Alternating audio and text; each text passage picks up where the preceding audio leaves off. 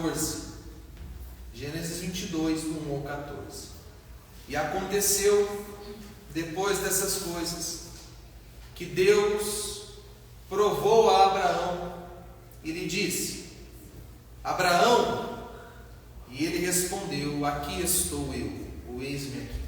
E disse: toma agora teu filho, teu único filho, Isaque, a quem amas, e segue para a região de Moriá, e ali oferece-o em holocausto sobre uma das montanhas que te mostrarei.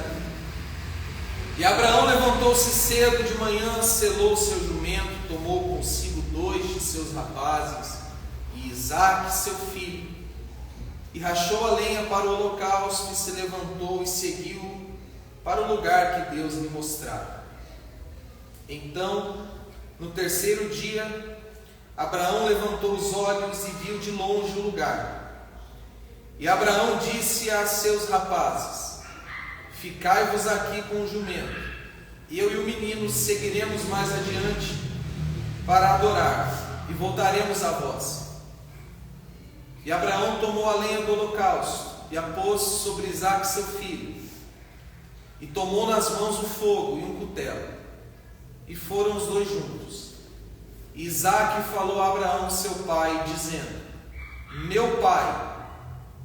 E ele respondeu: aqui estou, meu filho. E disse: eis o fogo e a lenha, mas onde está o cordeiro para o holocausto? E Abraão disse: meu filho, Deus proverá para si o cordeiro para o holocausto. Então seguiram juntos os 2, e chegaram ao lugar de que Deus lhe mostrara. E ali Abraão edificou um altar, e dispôs a lenha, e amarrou Isaque seu filho, e o pôs no altar sobre a lenha. E estendeu Abraão a mão, tomou o cutelo para imolar seu filho. E do céu lhe bradou o anjo do Senhor e disse: Abraão, Abraão. E respondeu: aqui estou. E disse: não estendas a mão contra o menino, nem lhe faças coisa alguma, pois agora sei que temes a Deus, visto que não me negastes teu filho, teu único filho. E Abraão levantou os olhos e olhou, e eis por detrás dele um carneiro, preso a um arbusto pelos chifres. E Abraão foi e tomou o carneiro e ofereceu em holocausto em lugar do filho. Mais uma vez, e ofereceu em holocausto em lugar do filho. E Abraão chamou o nome daquele lugar Senhor Jiré, como se diz até o dia de hoje: no monte do Senhor se proverá. Deixa a Bíblia aberta, feche os olhos no instante, vamos orar mais uma vez. Senhor, foi até difícil realizar essa leitura, uma vez que a história de Cristo no Calvário está prefigurada nesse texto.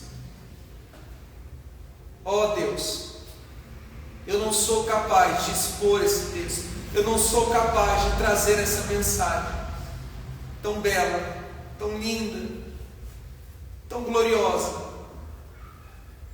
E se o Senhor não me guiar, eu vou fracassar.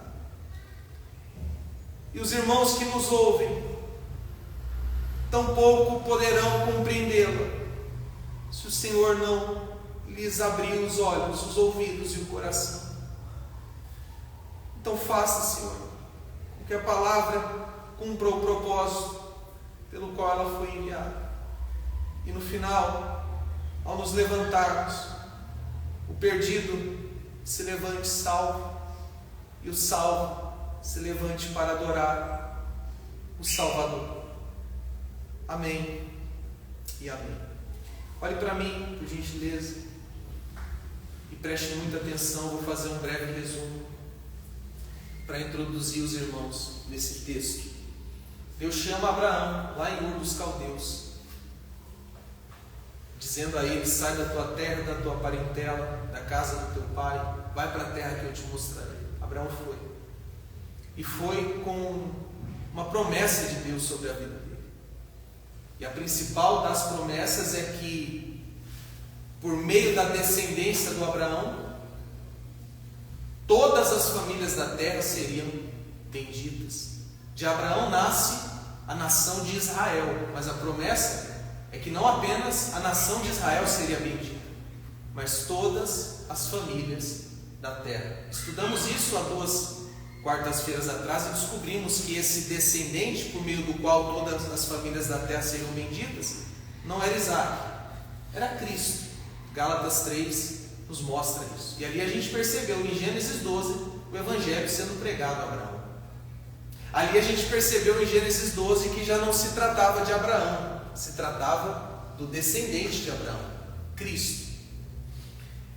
E a gente percebe que o Abraão vai caminhando, confiando naquela promessa, e em Gênesis 14 ele percebe que o seu sobrinho Ló foi sequestrado, e ele reúne 318 homens e vai à batalha contra os reis para resgatar o seu sobrinho Ló. E resgatou, e quando ele estava voltando da batalha, um homem muito misterioso se apresenta a ele. Veja o nome da figura: Melquisedeque. Estudamos quarta-feira passada. Apresentou-se a Abraão com pão, com vinho, abençoou Abraão, e Abraão deu o dízimo a ele. E ali o Melquisedeque nada mais era do que um tipo, uma figura de Cristo,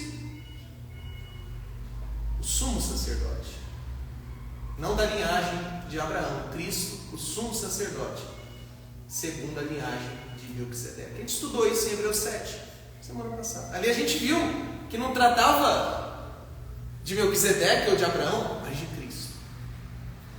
E o Abraão seguiu, caminhou, muitas coisas aconteceram, até que no capítulo 21 do livro de Gênesis, a promessa se cumpre. Depois, sabe de quantos anos? 25. O tão sonhado, esperado e desejado filho da promessa, Isaac, nasceu. Muito Abraão e sua esposa se alegraram. E o menino cresce, e ao atingir uma determinada idade, que não sabemos qual, Deus, conforme a gente leu aqui agora, chama Abraão e o coloca à prova. O que é colocar à prova? É fazer um teste, é analisar, é verificar. E a prova que Deus submeteu a Abraão não foi qualquer prova. Deus disse a Abraão: você vai pegar esse filho que você tanto ama, Isaac, e você vai oferecê-lo lá no Monte Moriá, um dos montes na região de Moriá, como sacrifício. E eu pergunto aos irmãos: o Abraão passou no teste? Passou, foi aprovado.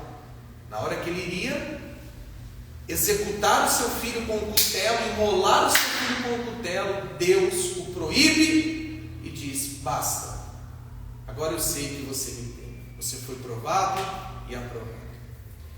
De modo geral, foi o que a gente acabou de ler. Só que, conforme a gente está estudando nas quartas-feiras, nunca foi sobre Abraão, sempre foi sobre Jesus Cristo. E eu quero, meus irmãos, junto com vocês, ver os versículos que a gente leu que apontam para Cristo. A gente não vai reler o texto todo, mas eu quero procurar Jesus nessas linhas. Eu quero convidar os irmãos a ir em busca de Cristo nessas linhas que nós lemos. Vocês topam? Vamos juntos? Em embarcar? Então vamos começar pelo verso 2, que Cristo já está aí. O verso 2 diz bem assim, olha: e disse: toma agora teu filho,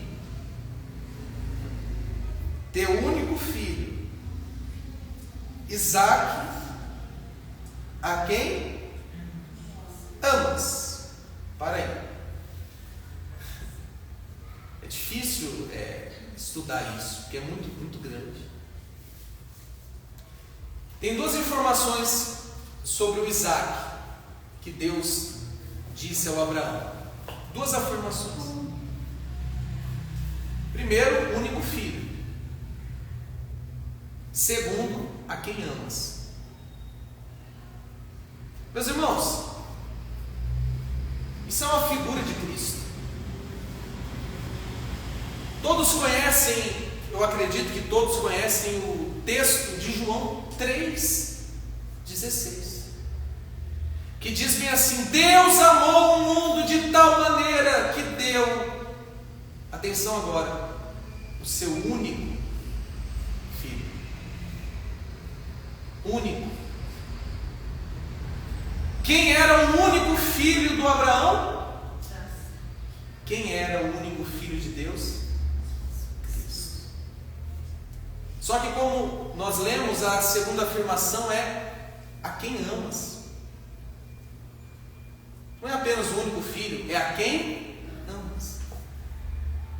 Quando a gente lê Mateus capítulo 3, a gente se depara com o relato do batismo de Jesus. Ele foi batizado por João Batista, e ao se levantar da água, o Espírito Santo desce sobre ele, na figura de uma pomba, e uma voz brada desde o céu, e essa voz dizia: eis o meu filho amado,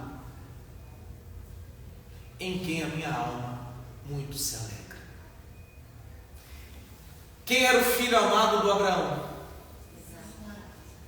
Quem é o filho amado de Deus? Jesus. Deus manda o Abraão pegar seu único filho amado e oferecer como sacrifício. E foi exatamente isso, meus queridos irmãos, que Deus mais tarde iria fazer: pegar o seu único filho amado e oferecer como sacrifício para salvar o seu povo.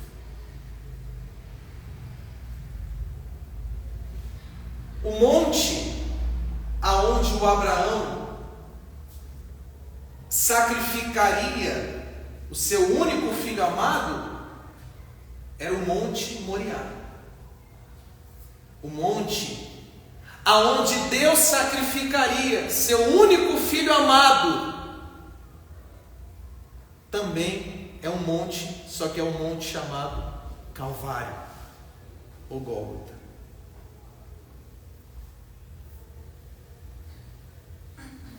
Só que a gente consegue enxergar mais de Cristo nas linhas desses textos. E é por isso que eu convido os irmãos a ir no verso 8 agora.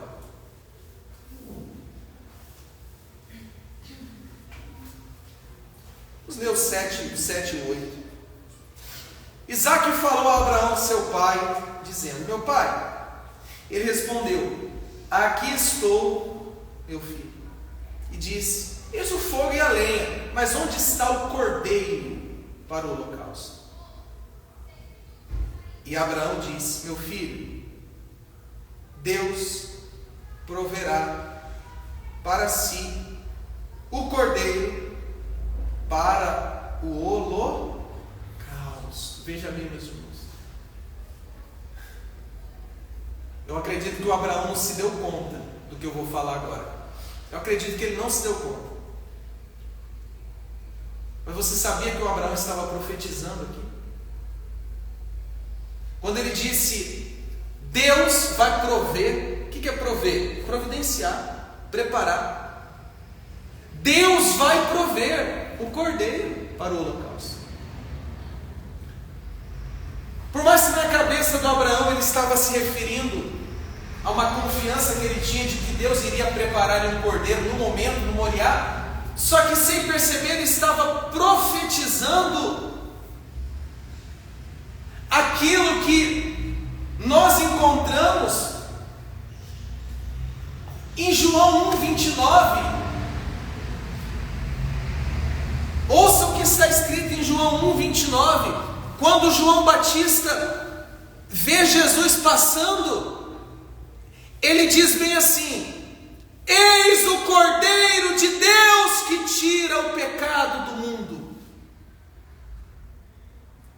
Olha como o João Batista se referiu a Cristo: o Cordeiro de Deus. De fato, meus irmãos, o Abraão estava certo. Deus iria prover o Cordeiro para o holocausto. E esse Cordeiro tem um nome. Qual é o nome? Jesus Cristo. O Cordeiro de Deus,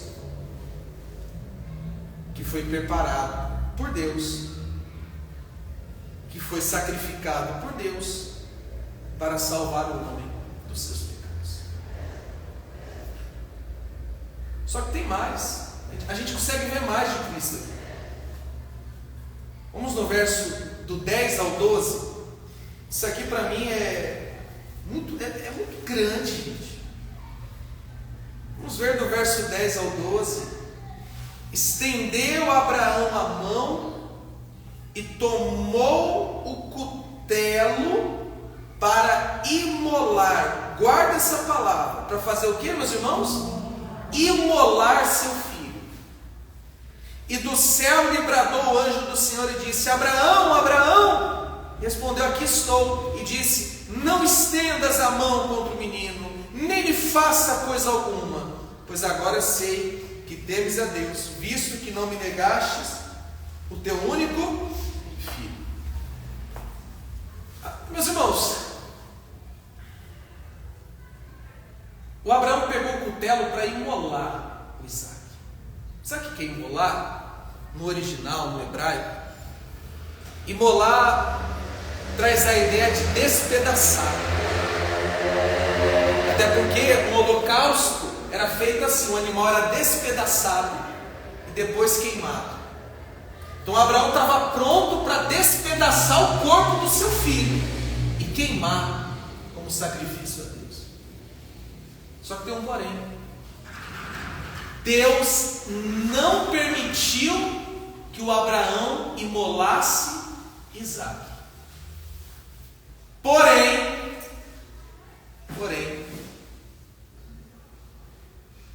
o que Deus não permitiu Abraão fazer com Isaac, vocês estão preparados para ouvir isso? O que Deus não deixou Abraão fazer com Isaac, Deus fez com Cristo na cruz.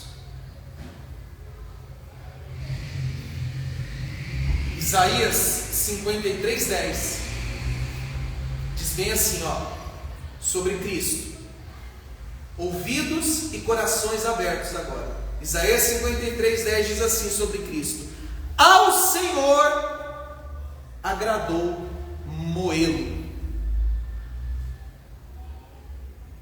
imolá-lo, despedaçá-lo, sacrificar. Fazendo aqui uso de uma analogia, de um exemplo, de uma figura de linguagem, o Abraão não pegou o cutelo para imolar, ou melhor, o Abraão não imolou o seu filho com o cutelo. Mas é como se Deus pegasse o cutelo da mão do Abraão lá no Calvário e imolasse o seu filho, o Cordeiro da salvação. E tem um outro detalhe ainda nesse verso que eu quero citar. O filho de Abraão, o o único e amado filho de Abraão, Isaac, foi poupado. Ou não foi poupado? A gente viu Deus poupando ele. Mas o único e amado Filho de Deus, a saber, Cristo, não foi poupado. Conforme Romanos 8:32, aquele que não poupou o seu próprio Filho, mas antes o entregou por nós.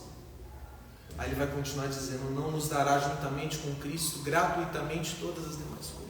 Mas veja, meus irmãos, veja o que Deus não deixou Abraão fazer com Isaac. Deus fez com Cristo na cruz. Deus não poupou a Cristo. Deus não poupou a Cristo. Deus não poupou a Cristo.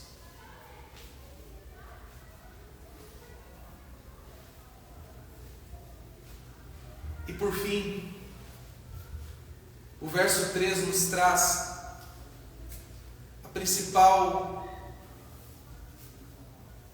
doutrina quando o assunto é salvação. Veja o verso 13.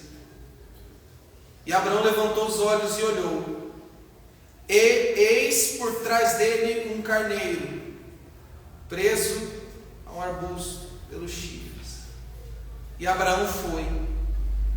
Ouça agora, leia com atenção e ouça. E Abraão foi, tomou o carneiro e ofereceu em holocausto. Atenção às duas próximas palavras: em lugar do filho. Olhe para mim.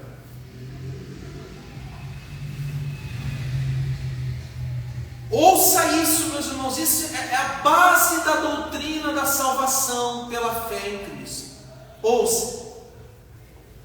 O cordeiro serviu como sacrifício substitutivo.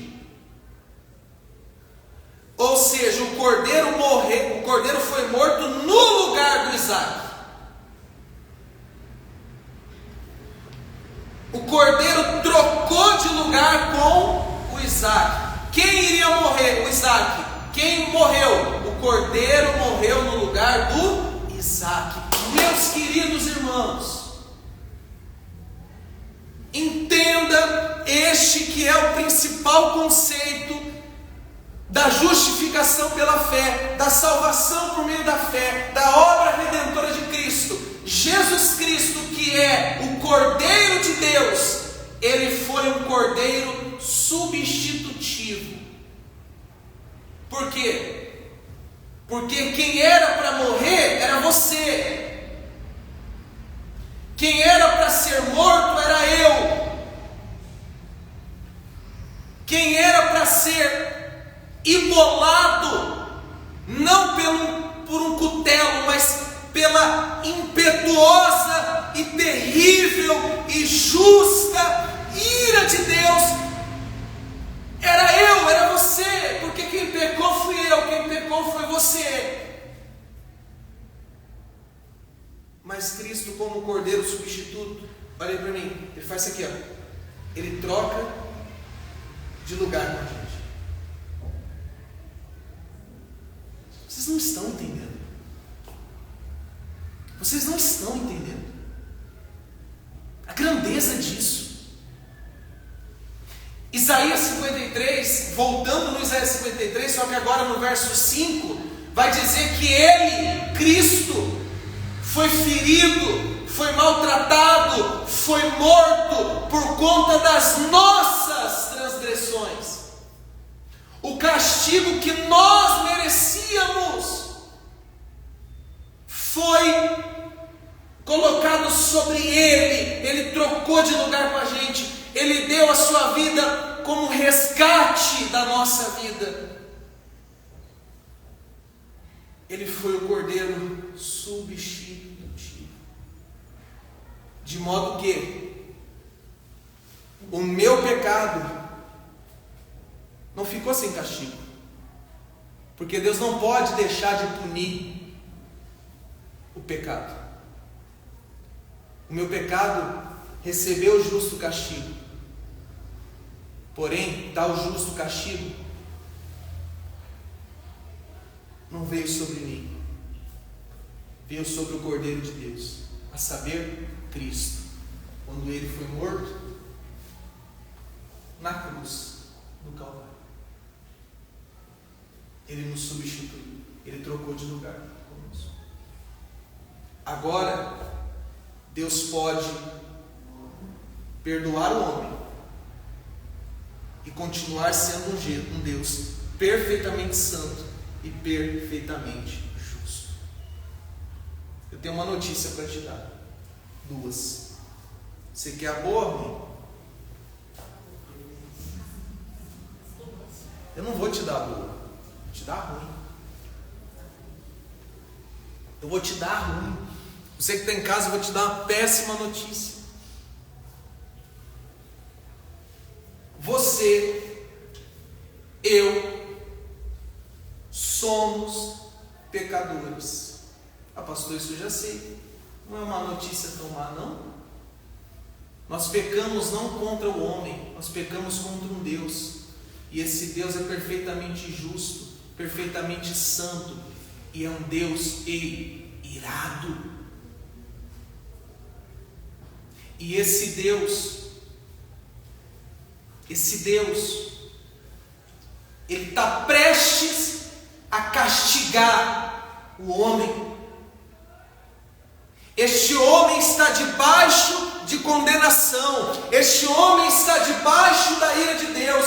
Este homem está caminhando ao encontro da ira de Deus, como um carro desgovernado está indo em encontro a um barril cheio de explosivo. Ele está prestes a colidir e explodir tudo. Esse é o homem por natureza, caminhando ao encontro da ira desse Deus que é justo, santo e perfeito.